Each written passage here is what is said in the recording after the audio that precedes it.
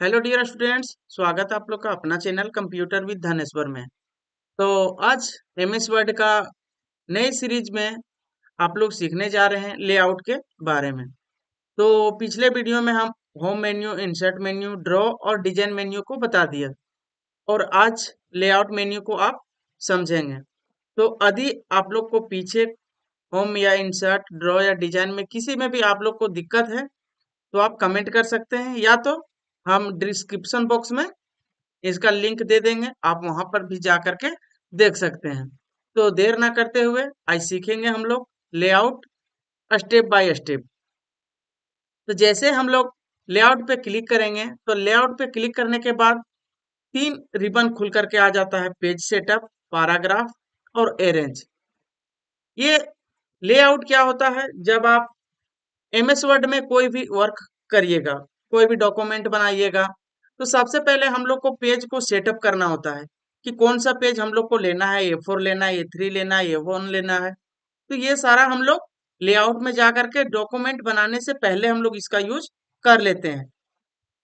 तो सबसे पहले हम लोग पेज के बारे में जानेंगे। जैसे देखिएगा, सबसे पहले पेज सेटअप रिबन में आना है और साइज में आ जाना है। साइज पे क्लिक कीजिएगा तो देखिए यहाँ पे दिया हुआ लेटर है, टेबल्ड है, लीगल है, स्टेटमेंट है, एक्सिक्यूटिव है और ये थ्री है, ए4 है। तो हम लोग ज्यादातर ए4 का ही यूज करते हैं। जैसे आप चाहे रिज्यूम बनाइए, बायोडाटा बनाइए, किसी भी आप जैसे रिज्यूम वगैरह होता है या साइबर कैफे में जाते हैं और प्रिंट आउट निकलवाते हैं, तो ज्यादातर हम लोग किसका यूज करते हैं? ए4 पेज का। तो ए4 पेज का जो हम लोग यूज करेंगे, यहाँ पे जिसका भी आप यूज कर सकते हैं, जैसे ए3 है, ए4 है, जिसको जो मतलब कि पेज का रिक्वायरमेंट है वो उसमें करता है। लेकिन हम लोग अधिकतर ए4 साइज में भी हम लोग क्या करते हैं, इसका यूज करते हैं। तो जैसे देखिए ए4 पे क्लिक किए तो ये देखिए ये मेरा ए4 का साइज है। लेकिन यदि आप इसी को चेंज कीजिएगा, ए1 रखिएगा, ए2 रखिएगा, तो आप यहाँ से देखिए ए3, देखिए इसका पेज का जो साइज है वो देखिए बढ़ गया। बढ़ गया कि नहीं? अभी देखिएगा इसका एरिया काफी लंबा दिख रहा है। तो आप इसको जब प्रिंट आउट में निकालिएगा तो जो आपका प्रिंटर होगा वो ए4 साइज का अगर पेपर निकालता होगा तो वो ए4 साइज का निकालेगा, कुछ भाग कट जाएगा। लेकिन अगर वो ए3 पेज को निकालता होगा तो आसानी से निकाल सकता है। ठीक है, तो सबसे पहले हम लोग क्या करते हैं, पेज को सेटअप कर लेते हैं। तो हम लोग को ए4 ही चाहिए, या तो आपको इससे ज्यादा भी चाहिए तो मोर पेज साइज पे चल जाइएगा और उसके बाद यहाँ से भी आप चूज कर सकते हैं। ए4 है या ए3 है, ए2 है, ए5 है, आप यहाँ से भी यूज कर सकते हैं। देखिएगा ए4 का मतलब क्या होता है? जिसे एक पेज है पूरा बड़ा, सेंचुरी पेपर देखे होंगे, उसको चार भाग कर दिया, उसी को बोलते हैं ए4। ए3 है, उसको तीन भाग कर दिया है। ए1 है तो सब अगर बोलेगा कि सबसे बड़ा पेज कौन सा होता है तो ए1, क्योंकि वो पेज एक ही टुकड़ा है। और अगर ए2 बोलेगा तो वो एक पेज का दो टुकड़ा। तो आप यहाँ से भी देख सकते हैं। जैसे देखिए ए4 पे क्लिक किए तो यहाँ पे उसका डायमेंशन या प्रीव्यू दिख जाएगा। ठीक है, उसके बाद यहाँ से ओके कर दीजिए। तो ये हो गया मेरा ए4 साइज पेज, है ना? तो जब भी आप कोई भी डॉक्यूमेंट को तैयार कीजिएगा तो सबसे पहले हम लोग को पेज को सेटअप करना होता है। ठीक है, तो साइज के बारे में समझ में आ गया होगा। उसके बाद चलते हम लोग सबसे पहले क्या देखेंगे, साइज देख लिए होंगे, उसके बाद मार्जिन देखेंगे। मार्जिन किसे बोलते हैं? जो यहाँ पे आपको स्पेस दिखाई दे रहा है दोनों साइड, ऊपर और नीचे, देखिएगा जो स्पेसिंग दिख रहा है वर्ड का, इधर देखिए। ठीक है, तो ये मेरा स्पेसिंग होता है। क्या है? स्पेस, मार्जिन छोड़ते हैं जो हम लोग। तो इस पे क्लिक कीजिएगा तो देखिए बहुत सारा मार्जिन का डायमेंशन दिया हुआ है कि टॉप में कितना चाहिए, बॉटम में कितना चाहिए। तो लेकिन हम लोग सबसे ज्यादा जो यूज करते हैं वो नेरो रख लेते हैं। नेरो जैसे क्लिक किए तो इसका लाइन देखिएगा, यहाँ का जो मार्जिन है और यहाँ का वो काफी घट गया। घटा कि नहीं? Yes sir. तो आप यहाँ से भी मार्जिन को चूज कर सकते हैं। देखिए, तो जो यहाँ पे मार्जिन का साइज को चूज कीजिएगा वही आपका यहाँ पे दिखाई देगा।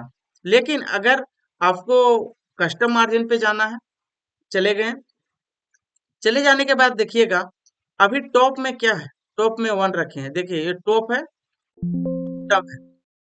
टॉप में कितना रखना चाहते हैं, लेफ्ट साइड में कितना रखना चाहते हैं, देखिए यहाँ पे। अगर यहाँ पे आप चेंजिंग कुछ कर रहे हैं, देखिए, तो यहाँ पर इसका साइज देखिएगा, मार्जिन का वो घट रहा होगा, देखिएगा। यदि आपको लेफ्ट में राइट में चाहिए तो आप राइट में बढ़ा लीजिए। यहाँ पर इसका प्रीव्यू दिख रहा है कि नहीं। उसके बाद बॉटम में आप कितना रखना चाहते हैं, उसके बाद आप टॉप में कितना रखना चाहते हैं, आप यहाँ से भी जैसे यहाँ पे बढ़ाइएगा या घटाइएगा, यहाँ पे उसका प्रीव्यू दिखेगा आपको, ठीक है। उसके बाद ओके कर दीजिए। ओके कर दिए तो हम टॉप में जितना रखे थे वो ऑटोमेटिक छूट करके आ गया। उसके बाद लेफ्ट और राइट में आपको दिख रहा होगा, ठीक है। देखिए ये पूरा बरोबर नहीं दिख रहा है, इसलिए इसे सेलेक्ट करके क्या कर लेते हैं हम लोग, जस्टिफाई कर लेते हैं। क्या कर लेते हैं, जस्टिफाई कर लिए। देखिए उसके बाद आपको ज्यादा बेहतर समझ में आ जाएगा कि दोनों साइड का जो मेरा मार्जिन था कितना छूटा हुआ है, ठीक है। Yes sir. उसी में मार्जिन में नेक्स्ट मेरा क्या है, कस्टम मार्जिन में जाइएगा। उसके बाद क्या है, गेटर। क्या है, गेटर। उसी में देखिएगा मार्जिन में नीचे टॉप है, बॉटम है, लेफ्ट है, राइट है, उसके बाद नीचे है गेटर। गेटर का यूज क्या होता है, जब आप बाइंडिंग कराते हैं बुक या नोट्स को अपना, तो देखिएगा यहाँ पे जो साइड में रहता है वो छोटा छोटा छिद्र रहता है जिसमें हम लोग बाइंडिंग करते हैं। यदि इसका साइज को हम ज्यादा मार्जिन छोड़ देंगे तो अच्छा रहेगा, लेकिन अगर कम मार्जिन छोड़ेंगे तो कुछ वर्ड कट जाएगा, ठीक है। तो गेटर का यूज करते हैं हम लोग। क्या यूज करते हैं, यदि आप बाइंडिंग करना चाहते हैं किसी भी नोट्स को, अपने नोट्स बुक को, तो हमको गेटर का यूज करना होगा। क्या करना होगा, गेटर का यूज। देखिए अब यहाँ पे हम लोग जैसे ही आप इसको बढ़ा रहे हैं तो यहाँ पे देखिएगा बाइंडिंग का ऑप्शन आ रहा है, देखिएगा प्रीव्यू में आपको दिख रहा होगा। नहीं दिख रहा है, चलिए दिखाते हैं। यहाँ पे आपको क्या होगा, दिख रहा होगा, देखिएगा हम बढ़ा करके इसको दिखाते हैं, ठीक है। तो यहाँ पे आपको क्या होगा, शो हो रहा होगा प्रीव्यू में। आप ओके कर दीजिएगा तो यहाँ पे इसका मार्जिन ज्यादा छूट के आ जाएगा। आप इसको बाइंडिंग कीजिएगा तो आसानी तरीके से हो जाएगा और वर्ड भी नहीं कटेगा, ठीक है। यहाँ तक समझ में आ गया। उसके बाद उसके बाद नेक्स्ट मेरा क्या है, ओरिएंटेशन। ओरिएंटेशन दो प्रकार का होता है, एक लैंडस्केप, एक पोर्ट्रेट होता है। देखिएगा इस पे क्लिक कीजिएगा तो ओरिएंटेशन पोर्ट्रेट, जब हम कोई भी पेज लेते हैं तो वो मेरा पोर्ट्रेट में दिखाई देता है ना। और अगर मान लीजिए, जैसे मान लीजिए ये मेरा रिज्यूम टाइप से, जैसे कोई भी है, नोटिस है, नोटिस है। अब नोटिस को हमको इस तरह में रखेंगे तो अच्छा नहीं दिखेगा, ठीक है। लेकिन जब हम, जैसे देखिए इसी को हम नोटिस लिख लेते हैं, ठीक।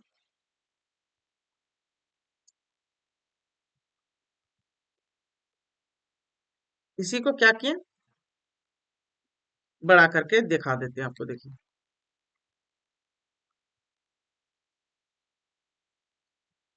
अभी देखिए मान लीजिए ये हम नोटिस टाइप कर दिए, ठीक है।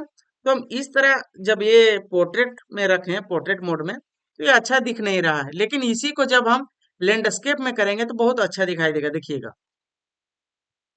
देखिए अब इसका देखने का और पोर्ट्रेट का दोनों को अलग हो गया। क्या हो गया, एक मतलब हॉरिजेंटल है, एक वर्टिकल है। तो आप इसका यूज इस तरह ओरिएंटेशन में भी क्या कर सकते हैं, लैंडस्केप कर सकते हैं।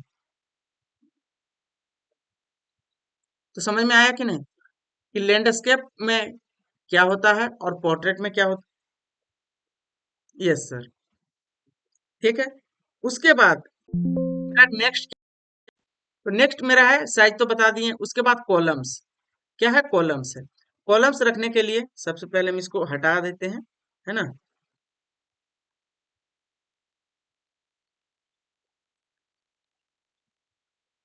देखिएगा अब कॉलम्स मतलब होता है कि डिवाइड करना, बांटना। जैसे कॉलम्स पे क्लिक कीजिएगा, ये बहुत प्रकार का कॉलम्स दिखाई दे रहा है, 1 2 3 4 5, है ना, लेफ्ट राइट। जैसे कॉलम में बांटना है, जैसे मान लीजिए एक पूरा ये लिखा हुआ मेरा स्टेटमेंट है, ठीक है। तो ये से कॉलम्स में डिवाइड करने के लिए सबसे पहले हम लोग को सिलेक्ट करना होगा। सिलेक्ट कर दिए, सिलेक्ट करने के बाद कॉलम्स में जाना है, और अगर 1 कॉलम में चाहिए तो ठीक है, 2 कॉलम चाहिए पे क्लिक कर दीजिए। जैसे ही 2 कॉलम पे क्लिक किए, देखिए ये 2 कॉलम में बट गया, एक इधर है, एक इधर है, और बीच में क्या है, मार्जिन है। तो यदि आप इसे एक से अधिक कॉलम में बांटना चाहते हैं, तो आप इसे सिलेक्ट कर लीजिएगा। सिलेक्ट करने के बाद जितना कॉलम का आपको रिक्वायरमेंट है, जरूरत है, आप वहां से कॉलम्स में जा करके कर सकते हैं, ठीक है। उसके बाद क्या है, लेफ्ट। लेफ्ट में कम रहेगा और राइट में ज्यादा दिखाई देगा कॉलम्स में। उसी में नेक्स्ट है क्या है कि राइट में ज्यादा दिखेगा और लेफ्ट में कम दिखेगा। देखिए दिख रहा है। यदि आपको कोई स्टेटमेंट लिखा हुआ पूरा एक पेज में, उसे कॉलम में डिवाइड करना है, तो किस तरह डिवाइड करेंगे, सबसे पहले सिलेक्ट कर लेंगे। सिलेक्ट करने के बाद कॉलम्स में जाना है। कॉलम्स में जाने के बाद जितना आपको रिक्वायरमेंट है, आप उतना कॉलम में इसे डिवाइड कर सकते हैं, ठीक है। उसके बाद नेक्स्ट क्या है, मोर कॉलम्स। इस पे जाइएगा, तो इस पे जाने के बाद देखिएगा यहाँ पे लिखा हुआ है नंबर ऑफ कॉलम्स। कितना चाहते हैं आप, 4 चाहते हैं 4 कीजिए। जैसे ही 4 पे क्लिक किए, यहाँ पे इसका प्रीव्यू दिख रहा होगा आपको, देखिएगा। जैसे 5th चाहिए, 5th पे क्लिक कीजिएगा, तो देखिए इसका प्रीव्यू कुछ इस प्रकार है। ओके कर दीजिए। तो ये अभी 3 कॉलम में था, आप यहाँ से बढ़ा करके जितना कॉलम में आपको चाहिए, उतना कॉलम में ये डिवाइड हो जाएगा। समझ में आया कि नहीं? जी सर। तो कॉलम्स का यूज समझ में आ गया आपको कि क्या करना है। तो आप जितना कॉलम्स में रखना चाहते हैं, आप वहां से कॉलम में जा करके सबको सिलेक्ट करके इजी तरीके से आप कर सकते हैं। नेक्स्ट मेरा क्या है, ब्रेक। क्या है, ब्रेक, है ना। तो सबसे पहले हम जिस तरह मेरा पेज था उस तरह कर लेते हैं, ठीक है। जैसे ब्रेक पे जाइएगा तो क्लिक कीजिएगा, तो कुछ इस प्रकार का आपको दिखा, है ना। क्या क्या दिखा आपको, पेज है, कॉलम्स है, टेक्स्ट रैपिंग है, नेक्स्ट पेज है, कंटिन्यूअस है, इवन है और ऑड है। इस सबको समझना बहुत जरूरी है। क्या है, इसे समझना बहुत जरूरी। जैसे देखिएगा, सबसे पहले क्या है, ब्रेक। ब्रेक में क्या है, पहले पेज। जैसे मान लीजिए हमको इतना पैराग्राफ है, कितना पैराग्राफ है, 1 2 3 4, 4 पैराग्राफ है। इस पैराग्राफ को हमको दूसरा पेज में चाहिए, और इतना ही कट के जाएगा। तो जितना आप कट करके उसे ले जाना चाहते हैं दूसरा पारा पेज में, तो वहां क्लिक कर दीजिए। क्लिक करने के बाद ब्रेक्स पे जाइए, उसके बाद पेज पे चले जाइए, इस पे क्लिक कीजिएगा, है ना। तो देखिएगा ऑटोमेटिक वो जहां मेरा कर्सर कट ब्लिंक कर रहा था, वहां से दूसरा पेज में ऑटोमेटिक आ गया। समझ में आया कि नहीं? क्या करना है, सो यदि आप किसी भी पैराग्राफ को दूसरे पेज में ले जाना चाहते हैं, जैसे मान लीजिए हमको यहाँ से ले जाना है, when you click design and choose, तो पेज ब्रेक यहाँ पे जाना है, ब्रेक पे जाने के बाद पेज पे क्लिक कर दीजिएगा। जैसे ही क्लिक किए, वो वहां से पैराग्राफ उठ करके दूसरे पेज में ऑटोमेटिक चला जाएगा। समझ में आया कि नहीं? जी सर। उसके बाद नेक्स्ट क्या है उसी में, कॉलम्स। कॉलम्स तो अभी बताएं, कॉलम्स क्या होता है। तो फिर से सबसे पहले क्या कर लेते हैं, इसे सिलेक्ट कर लेते हैं। सिलेक्ट करने के बाद फिर से हम लोग को कॉलम्स में जाना है। कहाँ पे, कॉलम्स में, और इसे 2 कॉलम में डिवाइड कर लिए। अब इसका क्या यूज है, देखिएगा, ये कॉलम्स है, इसका क्या यूज है कि आप किसी भी टेक्स्ट को एक कॉलम से दूसरे कॉलम में भेज सकते हैं। जैसे देखिए, मान लीजिए हमको यहाँ से ये कॉलम्स में भेजना है, तो यहाँ पे क्लिक कर दिए। फर्स्ट कॉलम में क्लिक करने के बाद ब्रेक्स में जाना है। ब्रेक्स में जाने के बाद कॉलम्स पे क्लिक कर दीजिए। जैसे ही कॉलम पे क्लिक किए, वो वर्ड टूट करके दूसरे कॉलम में जा करके फिट हो गया। समझ में आया? मान लीजिए हमको यहाँ से ले जाना है इस कॉलम में, तो फिर से ब्रेक में जाना है। ब्रेक में जाने के बाद कॉलम्स पे क्लिक कर देना है, ऑटोमेटिक वो वर्ड टूट करके दूसरे कॉलम में चला जाएगा। देखिए, तो ये होता है कॉलम का ये रूल, ठीक है। उसके बाद उसी में नेक्स्ट मेरा क्या है कि टेक्स्ट रैपिंग। टेक्स्ट रैपिंग का यूज क्या होता है, देखिएगा। जैसे मान लीजिए ये मेरा पैराग्राफ है पूरा लिखा हुआ, तो देखिए यहाँ से हमको तुरंत इसी लाइन के नीचे लाना है। तो जैसे मान लीजिए आप क्या करते हैं, इंटर प्रेस कीजिएगा। इंटर प्रेस कीजिएगा तभी 4 पैराग्राफ दिख रहा होगा। देखिए यहाँ पे ये पैराग्राफ के बीच में क्या है, स्पेस है। इस पैराग्राफ के बीच में क्या है, स्पेस है। और यहाँ भी आपको स्पेस दिख रहा होगा। लेकिन जैसे देखिएगा यहाँ पे क्लिक करने के बाद यदि इंटर प्रेस कीजिएगा तो एक और पैराग्राफ बन जाता है, देखिए। लेकिन आप ब्रेक्स में जा करके टेक्स्ट रैपिंग का यूज करते हैं तो वो जस्ट लाइन के नीचे ही आपको आ जाएगा। जैसे देखिए यहाँ पे क्लिक कर दिए, ब्रेक्स पे जाइए और टेक्स्ट रैपिंग पे जाइए, तो देखिए अभी वो पैराग्राफ में नहीं टूटकर जस्ट उसी लाइन के नीचे आ गया। तो इसका भी यूज आपको समझ में आ गया होगा।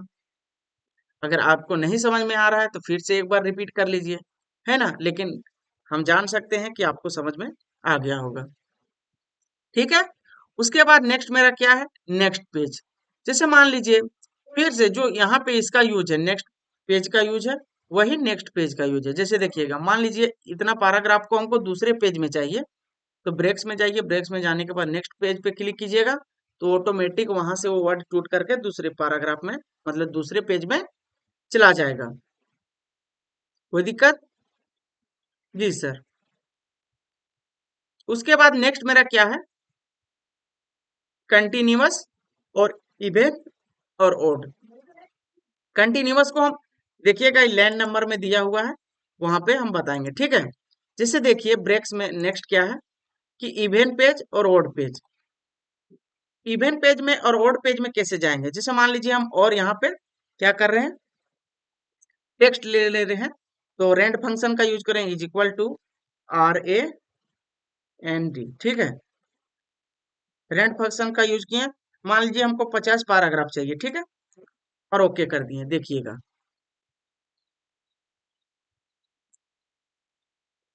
ये हो गया। जैसे मान लीजिए आपको डायरेक्ट मतलब कि पेज में जंप करना है, ठीक है, क्या करना है, जंप करना है।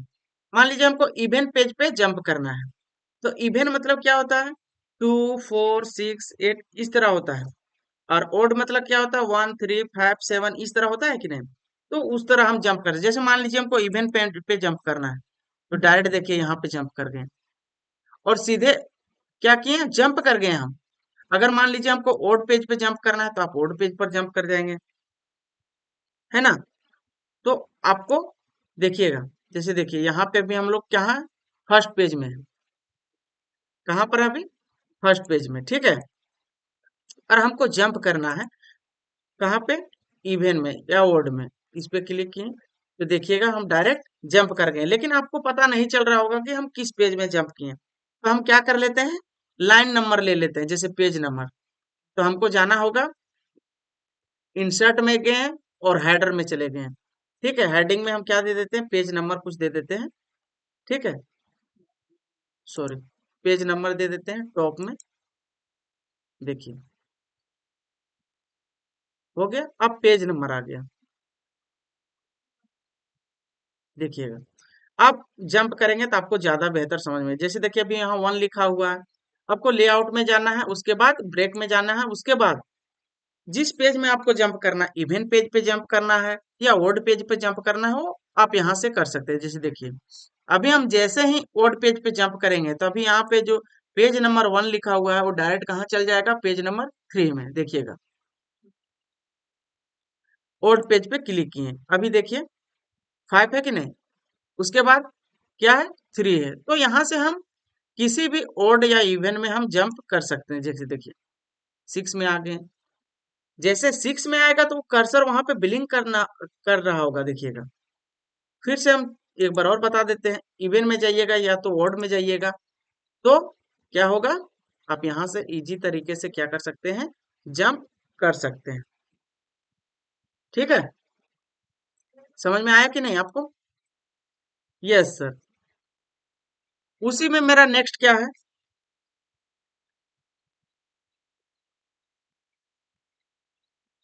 नेक्स्ट देखिएगा, यहाँ ब्रेक्स में तो सारा कंप्लीट हो गया, ठीक है। उसके बाद नेक्स्ट है लाइन नंबर, इस पे क्लिक कीजिएगा तो नन है, अगर नन पे रखिएगा तो कोई भी यहाँ पे नंबर नहीं आएगा। कंटिन्यूअस कीजिएगा तो सबसे पहले देखिए एक पेज है, पेज में हम जितना लाइन को लिखे हुए हैं उस सारा को काउंट करना है, लाइन में देना, जैसे 1 2 3 4। तो सबसे पहले इसे सिलेक्ट कर लेंगे। सिलेक्ट कर लिए, सिलेक्ट करने के बाद लाइन नंबर पे क्लिक करना, उसके बाद कंटिन्यूअस, इस पे जैसे ही क्लिक कीजिएगा तो 1 2 कितना लाइन आपका है तो ऑटोमेटिक काउंट करके बता देगा, है ना। यहां तक समझ में आ गया। उसके बाद नेक्स्ट उसी में क्या है कि रीस्टार्ट ईच पेज। जैसे देखिए हम सभी को क्या किए, सेलेक्ट, उसके बाद क्या है स्टार्ट ईच पेज। जैसे स्टार्ट ईच पेज पे क्लिक कीजिएगा तो जिस जिस पेज में स्टार्टिंग हो रहा है वहां से एक दो फिर से शुरू हो जाएगा। जैसे देखिए अभी यहाँ आपको दिख रहा होगा, यहाँ जैसे ही पेज एंड हुआ 43 में, डायरेक्ट 44 से स्टार्ट हो गया। लेकिन हम पेज जैसे रीस्टार्ट ईच पेज कीजिएगा, इस पे क्लिक करने के बाद देखिएगा यहाँ पे 43 पे खत्म हुआ था, उसके बाद तुरंत नेक्स्ट पेज में 1 से चालू हो गया। तो ये होता है स्टार्ट ईच पेज। समझ में आया कि नहीं? Yes sir. उसके बाद उसी में मेरा नेक्स्ट क्या है, start each section. Each section का यूज देखिएगा, क्लिक कर दिए, ठीक है। जैसे मान लीजिए यहाँ इसका यूज करते देखिएगा क्या होगा। ईच सेक्शन का यूज है, जैसे स्टार्ट ईच सेक्शन, इसका यूज कहाँ पे होता है। जैसे मान लीजिए हमको यहाँ से इतना दूर तक चाहिए कंटिन्यूअस, और फिर यहाँ से हमको अलग चाहिए। जैसे यहाँ से लेकर के आप यहाँ तक 10 तक किए, फिर 10 से शुरू होकर के 1 2 3 4 होगा। तो जैसे मान लीजिए इस पे क्लिक किए, क्लिक करने के बाद हमको जाना पेज ब्रेक में, मतलब ब्रेक में। उसके बाद यहाँ पे कर देना कंटिन्यूअस, बोले थे बताएंगे आगे। कंटिन्यूअस पे क्लिक किए, उसके बाद हमको चले जाना है 1, जहां पे मेरा फर्स्ट लेटर लिखा हुआ है। उसके बाद क्या करना है, सिलेक्ट कर देना है। सिलेक्ट कर दिए, सिलेक्ट करने के बाद आप जाना लाइन नंबर पे, उसके बाद स्टार्ट ईच सेक्शन पे क्लिक कीजिएगा। तो जहां हम सेक्शन का यूज किए थे, देखिए बोले थे, वहां से हम दूसरा नंबर फिर से स्टार्ट हो गया। इसे 1 से लेकर के 10 तक स्टार्ट हुआ, उसके बाद तुरंत हाँ स्टार्ट ईच सेक्शन लगाए थे, तो वहां से फिर से 1 2 3 4 5 6 स्टार्ट हो गया। तो यहाँ तक समझ में आ गया। उसके बाद आप एक बार और इसका यूज कर सकते हैं, देख सकते हैं, यूज करके आपको समझ में आ जाएगा। ठीक है, समझ में आया कि नहीं? यस सर, समझ में आ गया। उसके बाद नेक्स्ट मेरा क्या है, हैपेंस। हैपेंस का यूज आप पहले भी किए होंगे, और नहीं किए हैं तो आप एक बार देख लीजिए। हैपेंस का यूज क्या होता है। जैसे मान लीजिए यहाँ पे लिखे टेक्स्ट जो लिखा हुआ वेन, तो यहाँ पे स्पेस कम था, तो कुछ वर्ड लिख करके डैश दे देते हैं और तुरंत उसके नीचे लिख देते हैं, तो वो होता है हैपेंस। समझ में आया कि नहीं?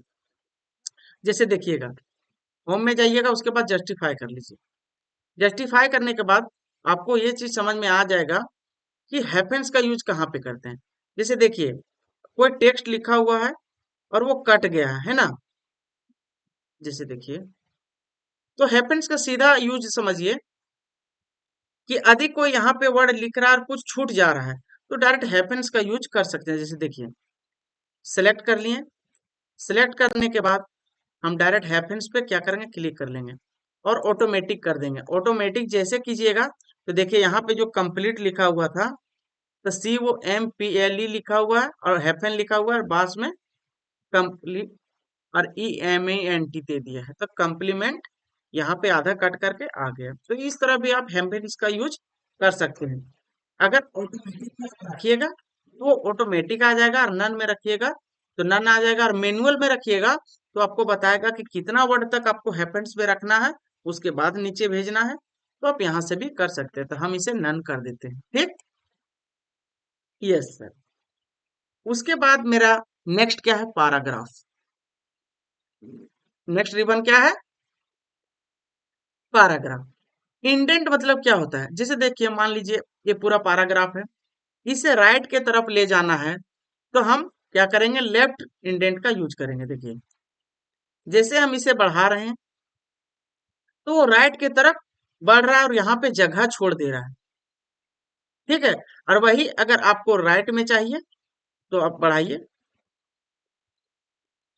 है ना। देखिए ठीक है, उसके बाद अगर राइट में आपको चाहिए तो आप यहां से भी इसका बढ़ा सकते हैं, देखिएगा।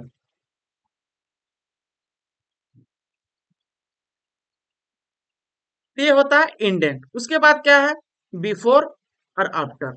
जैसे मान लीजिए अभी ये पैराग्राफ के बीच कम स्पेस है, क्या है, कम स्पेस है, लेकिन ज्यादा करना चाहते हैं स्पेसिंग, तो सबसे पहले हमको क्या करना होगा, सिलेक्ट करना होगा। सिलेक्ट कर लिए।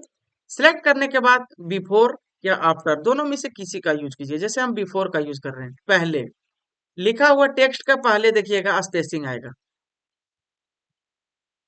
देखिए अभी ये दोनों के बीच काफी स्पेस बढ़ गया, पहले तो कम था, उसके बाद क्या हो गया, अभी बढ़ गया। फिर से इसे सिलेक्ट कर लीजिए। सिलेक्ट करने के बाद बढ़ाना चाहते तो बढ़ा सकते हैं, घटाना चाहते तो घटा सकते हैं। ये होता है स्पेसिंग का यूज। उसके बाद क्या है, आफ्टर। मान लीजिए इसको सिलेक्ट कर लिए, सिलेक्ट कर लिए। सिलेक्ट करने के बाद अब आफ्टर मतलब क्या होता है, बिफोर मतलब पहले, आफ्टर मतलब बाद। तो उसके बाद आप देखिए लिखा हुआ पैराग्राफ के बाद इसका लाइन स्पेसिंग बढ़ेगा।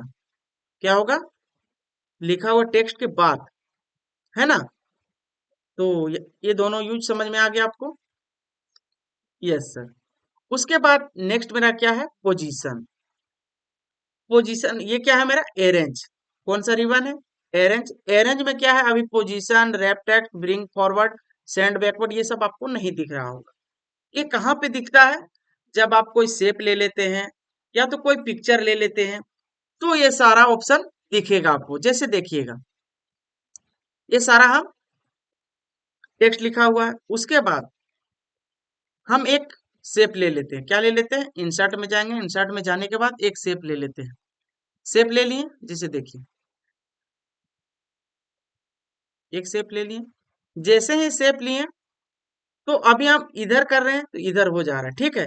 लेकिन हम देखिए लेआउट में जाएंगे, अभी ये सारा ओपन नहीं हो रहा था। क्या हो रहा था, नहीं ओपन हो रहा था। देखिएगा फिर से बता रहे हैं। जैसे इसे हटाएंगे, position, wrap text, bring forward, send backward, ये सारा ग्रुप ये सब नहीं दिख रहा आपको, है ना। लेकिन जैसे कोई इमेज या कोई पिक्चर ले लेते हैं या तो कोई शेप ले लेते हैं, जैसे ही हम शेप लेंगे तो ये सारा ओपन हो जाएगा। जैसे देखिए इंसर्ट में फिर से जाइए, जाने के बाद एक शेप ले लीजिए, ले लिए। जैसे ही शेप लिए लेआउट में जाइए, लेआउट में जाने के बाद सारा ऑप्शन फिर से दिख रहा है। जैसे मान लीजिए ये हम लिख लिए हुए हैं जो शेप, उसे किस पोजीशन में रखना है, किस पोजीशन में रखिएगा। जैसे देखिएगा अभी ये नॉर्मल है, आप कहीं भी ले जाइए, ठीक है। लेकिन यही आपको पोजीशन लिख देगा कि हमको लेफ्ट में चाहिए या टॉप में चाहिए या सेंटर में चाहिए या आप किसी भी जगह चाहिए। तो हमको पोजीशन पे जाना है। पोजीशन में जाने के बाद देखिए ये क्या है, टेक्स्ट के बीचों बीच में है। लेकिन ये क्या है, position in top left square tape wrapping. जैसे देखिएगा इसका यूज किए, तो ये तो मेरा शेप है। शेप के बाद लिखा हुआ आ रहा आपको, जैसे देखिएगा दूसरा पोजीशन देखिए आप, सेंटर में तो आधा काट के इस साइड लिखा हुआ है, आधा काट के इस साइड लिखा हुआ है। तो आप यहां से भी उसका पोजीशन फाइंड कर सकते हैं कि किस पोजीशन में आपको चाहिए, टॉप में चाहिए, बॉटम में चाहिए, राइट में चाहिए या सेंटर में चाहिए। सेंटर में लिए तो वो सेंटर पे फिक्स हो गया, लेकिन दोनों साइड से क्या हो गया, इसका टेक्स्ट लिखा हुआ है ना। लेकिन ये मेरा ज्यादातर यूज ये वाला रहता है।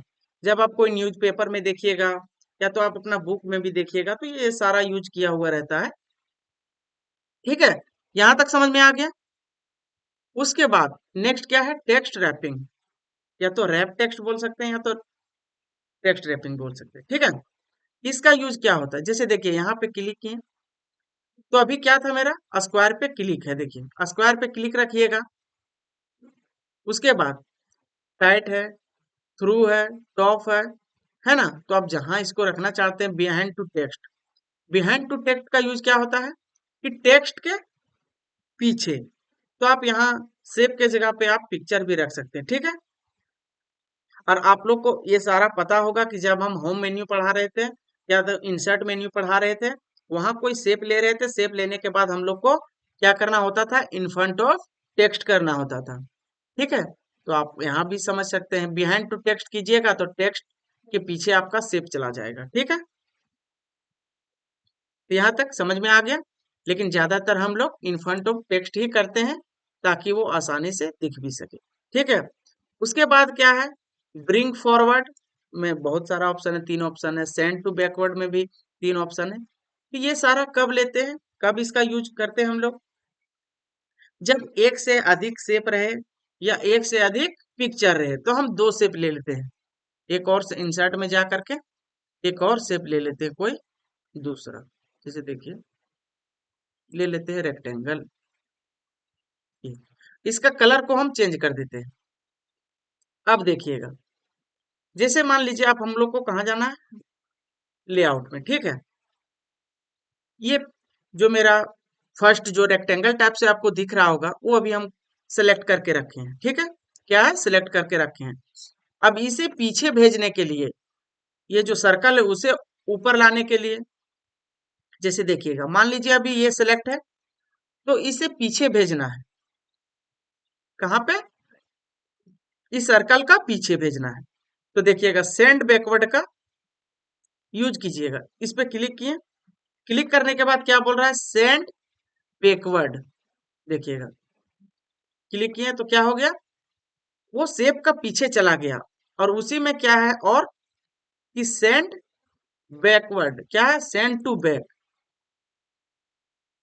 ठीक है, तो यहां से भी इसका यूज कर सकते हैं। किसी दो पिक्चर को किसी दूसरे पिक्चर को पीछे भेजना चाहते हैं तो आप यहां से भी कर सकते हैं। उसके बाद उसी में नेक्स्ट क्या है, सेंड बिहाइंड टू टेक्स्ट। अब टेक्स्ट के पीछे भेजना चाहते हैं तो इस पे क्लिक कर दीजिए। क्लिक कर दिए तो क्या होगा कि टेक्स्ट के पीछे चला जाएगा। उसके बाद यदि इसको ऊपर लाना है तो ब्रिंग टू फॉरवर्ड का यूज करना होगा। जैसे देखिए, ब्रिंग टू फॉरवर्ड है ना,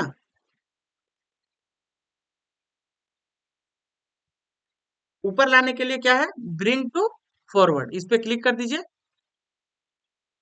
तो ये ब्रिंग टू फॉरवर्ड हो जाएगा। उसके बाद इसको अगर पीछे भेजना है तो क्या करना है, सेंड टू बैकवर्ड का यूज करना है। देखिएगा, है ना, तब यहां से इसका यूज समझ में आ जाएगा आपको। ठीक है, उसके बाद इसी में अगर ब्रिंग टू क्या बोल रहा है कि ब्रिंग टू, हाँ, फॉन्ट, है ना, इस पे क्लिक कीजिएगा तो ये ऊपर आ जाएगा। और यदि इसको ऊपर लाना है तो यहां से आप ला सकते हैं। तो ये समझ में आ गया, नहीं समझ में आया, फिर से देखिए एक बार। जैसे मान लीजिए दो शेप ले लिए, एक ये शेप है, ठीक है, और ये दूसरा शेप है मेरा। ठीक है, अब इस शेप को हमको दूसरा शेप के पीछे भेजना है तो सेंड टू बैकवर्ड का यूज करेंगे। क्या करेंगे, सेंड टू बैकवर्ड। और इसे वापस लाने के लिए ब्रिंग टू फॉरवर्ड का यूज करेंगे। तो ये आ गया, तो ये समझ में आ गया होगा। ठीक है, उसके बाद नेक्स्ट मेरा क्या है, सिलेक्शन पेन। सिलेक्शन पेन का यूज से पहले हम ये सब बता देते हैं, एलिमेंट, ग्रुप और हाँ, रोटेट। जैसे देखिएगा, एलिमेंट का क्लिक कीजिएगा तो बोल रहा है आपको कहाँ पे चाहिए ये एलाइनमेंट। जो आप शेप लिए हुए हैं तो आपको लेफ्ट में चाहिए या सेंटर में चाहिए या एलिमेंट राइट में चाहिए। जैसे मान लीजिए हमको सेंटर में चाहिए तो ये पेज के बीचों बीच में चला जाएगा। जैसे देखिए, ये बीचों बीच में चला गया। और अगर इसको टॉप में चाहिए, टॉप पे क्लिक कर दीजिए। बॉटम में चाहिए तो आपको बॉटम में क्लिक करना है। देखिए, बॉटम में आ गया, है ना। तो आप एलिमेंट के माध्यम से आप कहीं भी इसे ले जाना संभव है। ठीक है, अब इसे राइट में चाहिए तो राइट में क्लिक कर दीजिए। एलिमेंट सेंटर में चाहिए, सेंटर पे क्लिक कर दीजिए। ठीक है,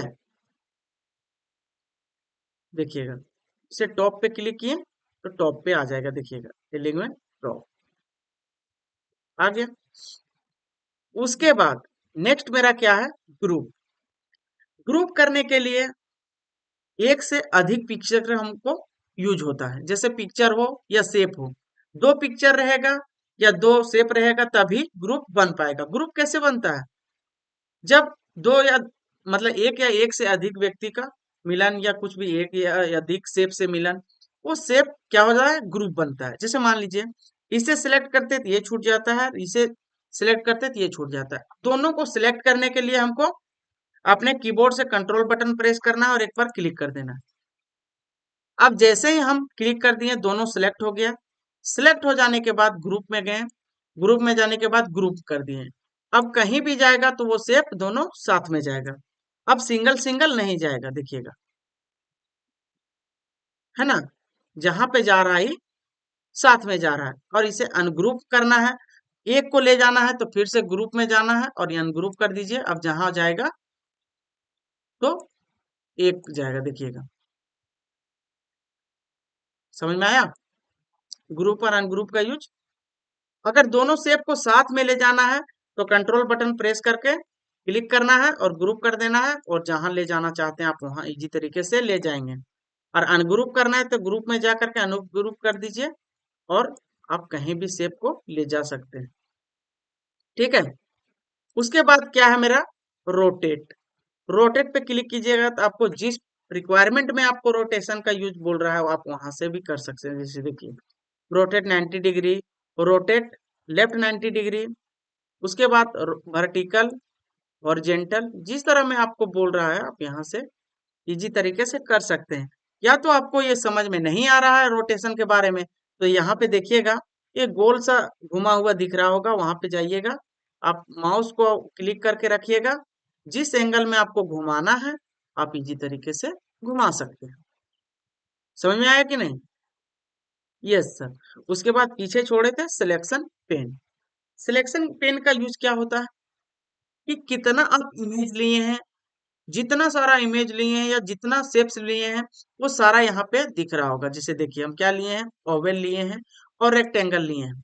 मान लीजिए हमको ओवल को छुपाना है तो देखिएगा जो ये आंख दिख रहा है आई, उस पर क्लिक कर दीजिएगा, देखिए कट मार्क्स आ जाएगा। तो यहाँ से भी आप क्या कर सकते हैं, इसे देख सकते हैं, या तो यहाँ से भी आप सिलेक्ट कर सकते हैं। ठीक है, जैसे मान लीजिए हमको कुछ समझ में नहीं आ रहा है, ठीक है, तो यहाँ से हम सिलेक्ट नहीं कर सकते हैं। जैसे देखिए हम बाहर क्लिक कर दिए। अब इसे दोनों को सिलेक्ट करना है तो हमको सिलेक्शन पेन पे जाना है। सिलेक्शन पेन पे जाने के बाद यहाँ से कंट्रोल के साथ इस पे भी प्रेस कर दीजिएगा तो ऑटोमेटिक वो सिलेक्ट हो जाएगा। अब दोनों को हाइड करना है तो हाइड कर दीजिए, शो करना है तो शो कर दीजिए। तो किसी भी इमेज को या किसी भी शेप्स को देखने के लिए सिलेक्शन पेन का एक नया ऑप्शन खुल जाता है, आप वहां से उसका यूज कर लेते हैं हम लोग। तो देखिए लेआउट का मेन्यू मैंने कंप्लीट करा दिया। उसके बाद जब हम नेक्स्ट वीडियो में आएंगे, नेक्स्ट क्लास में आएंगे तो रेफरेंस के बारे में बताएंगे।